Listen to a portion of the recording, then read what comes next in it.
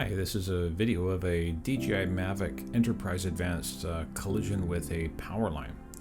Now this happened with a very experienced pilot and just shows you how quickly something like this can happen. Just climbing, hit the power line, and then right there down. That quickly it could go down. Right now it is the flight control governor is just trying to stabilize the aircraft. Finally the pilot flying figures out what the problem was and was able to descend it and avoid it. Here's just a slow replay. You'll notice the left rotors hit the power line, caused it to veer to the left, and just happened to keep going up right in the middle of the drone. And you can see the pressure of the power line in that situation, and how it didn't go down is nothing short of a miracle, I believe, in this situation.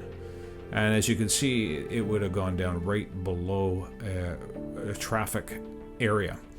So this was a really close call of something that can happen on a drone operation where you are just a little bit out of sight. You don't quite notice an obstacle like a line, and then down so quickly. Be careful. Watch for power lines and obstacles out there, and make sure that you understand that these risks and hazards are out there, and that's why we need to be very vigilant.